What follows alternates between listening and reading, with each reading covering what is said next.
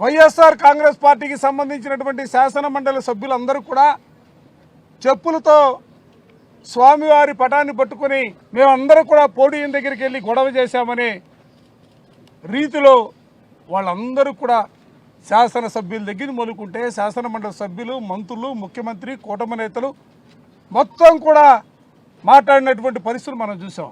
నేను నిజంగా సూటిగా ఈ ప్రభుత్వాన్ని అడగదలుస్తున్నా, ఎవరు వెంకటేశ్వర స్వామిని అపచారం చేస్తున్నారని అడుగుతూ ఉన్నాం. నిజంగా శుక్రవారం రోజున జరిగినటువంటి శాసన మండలిలో మేమందరం కూడా చెప్పులు విడిచి ఆ స్వామివారి చిత్రాన్ని పట్టుకొని పోడియం దగ్గరికి వెళ్ళి మా నిరసన వ్యక్తం చేశాం. ఎందుకంటే ఇవాళ తిరుమల తిరుపతి అంటే ఏదో ఆంధ్ర రాష్ట్రానికి సంబంధించో లేకపోతే ఈ దేశంలో ఉన్నటువంటి రాష్ట్రాలకు సంబంధించినటువంటి అంశం కాదు. ప్రపంచవ్యాప్తంగా ఉన్నటువంటి కోట్లాది మంది హిందూ భక్తుల మనోభావాలకు సంబంధించినటువంటి అంశంగా మేము భావిస్తూ ఉన్నాం.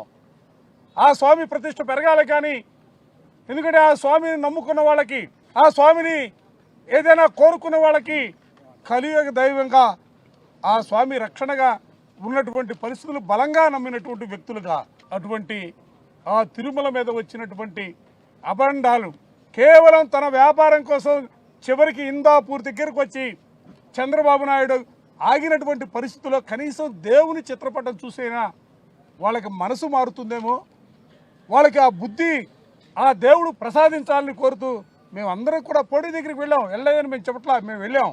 కానీ వెళ్ళేటప్పుడు మేమందరం కూడా మాకున్నటువంటి చెప్పులు కానీ బూట్లు కానీ పక్కన పెట్టి విడిచి ఆ స్వామి చిత్రంతో అక్కడికి వెళ్ళి నిరసన వ్యక్తం చేసాం. కానీ మీరేం చెప్తా ఉన్నారు, మీరేం మాట్లాడుతూ ఉన్నారు? మేము అపవిత్రం చేసామా? మేము శాసన మండలి నుంచి బయటికి రాలా, కానీ శాసన మండలిలో మేము మా చైర్స్ దగ్గర నుంచి తీసుకొని నిలబడ్డటువంటి ఫోటోలు తీసుకొని బయటికి పంపించారే. అసలు ఇంతకంటే దారుణమైనటువంటి అంశాలు ఏమైనా ఉంటాయా?